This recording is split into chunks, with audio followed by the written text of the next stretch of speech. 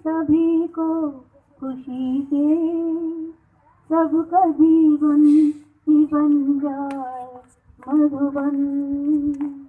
इतनी शक्ति हमें दे न दाता,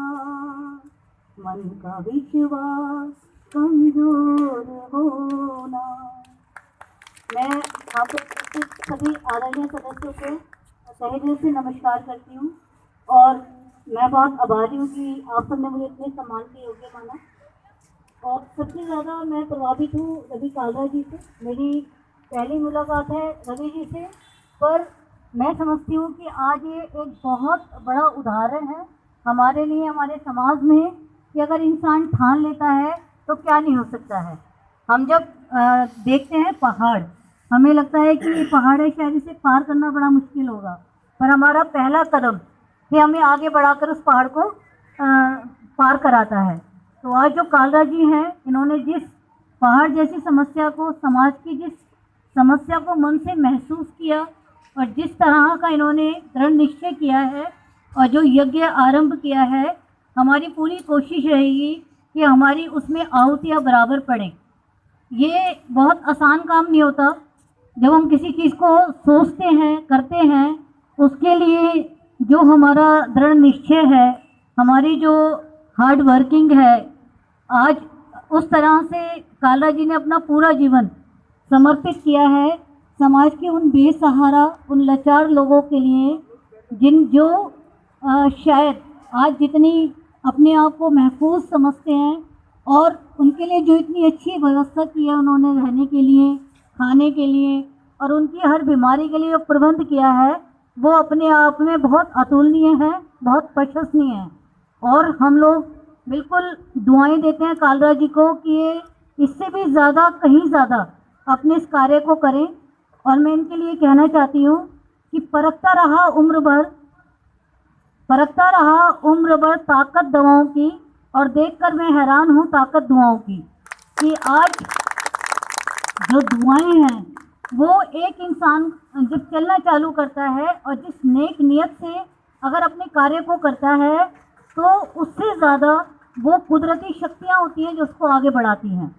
इसको आज हमने खुद अपने मन से अपने कार्यों में महसूस किया है,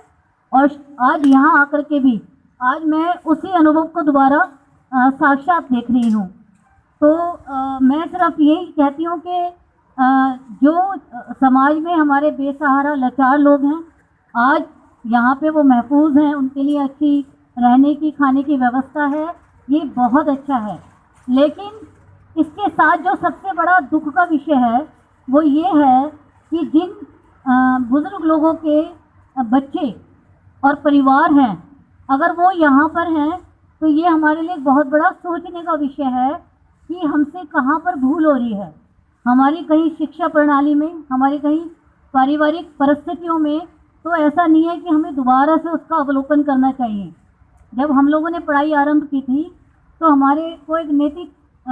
पुस्तक दी जाती थी, जिसका सबसे पहला जो लेसन था वो ये था कि आप अपने बुजुर्गों का सम्मान करें, आप उनका आदर करें। और हमें संस्कृति में सिखाया जाता था कि अभिवादन शीलस्य नित्यम वृद्धि विनयम चत्वारि तस्य वर्धनम आयु विद्या यशो बलम, कि अगर आज हम अपने बड़े लोगों का अभिवादन करते हैं, उनका सम्मान करते हैं, तो हमारे जीवन में 4 चीज़ें हमेशा बढ़ती हैं: हमारी आयु, हमारी विद्या, हमारा बल, हमारा यश। पर शायद कहीं पर हम उन चीज़ों को खोते जा रहे हैं। हमें समझना होगा कि अगर आज कोई आदमी लाचार है, हम उसकी सहायता कर रहे हैं, तो इंसान होने के नाते ये हमारा बहुत बड़ा फ़र्ज़ है, हमारी बहुत बड़ी जिम्मेदारी है कि हम सामाजिक प्राणी हैं और हमें इन लोगों का ध्यान रखना होगा। लेकिन अगर जो बच्चे अपने माँ बापों को बोझ समझते हैं, तो उन्हें भी समझाना होगा कि ये बोझ नहीं है, अभिशाप नहीं है, ये वरदान है तुम्हारे जीवन का, ये आशीषों का कल्प वृक्ष है, अनुभवों की खान है। तुम्हारे घर धन्य है अगर तुम्हारे घर में बुजुर्गों का सम्मान है।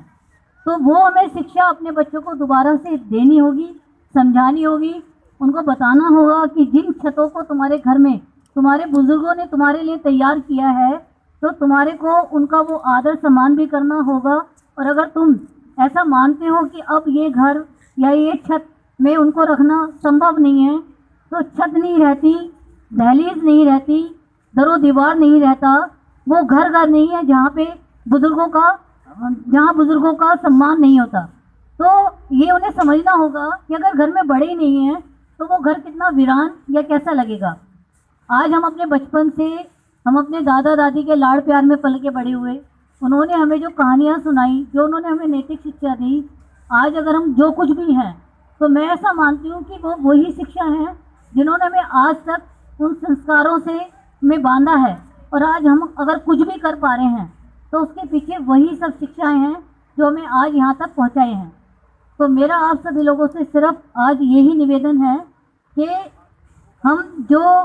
समस्या है उसका समाधान कर रहे हैं, हम जिस बीमारी का इलाज कर रहे हैं बिल्कुल ठीक है, पर बीमारी की जो वजह है, अगर हम ऐसे बच्चे समाज में अगर तैयार हो रहे हैं जो अपने घर में अपने बुजुर्गों का ही सम्मान नहीं कर पा रहे हैं, तो हमारे को ये समझना होगा और हमारे को अपनी उन सभी चीज़ों का दोबारा से अवलोकन करना होगा कि हम किस तरह से एक अच्छा और सुंदर समाज का निर्माण करें। धन्यवाद।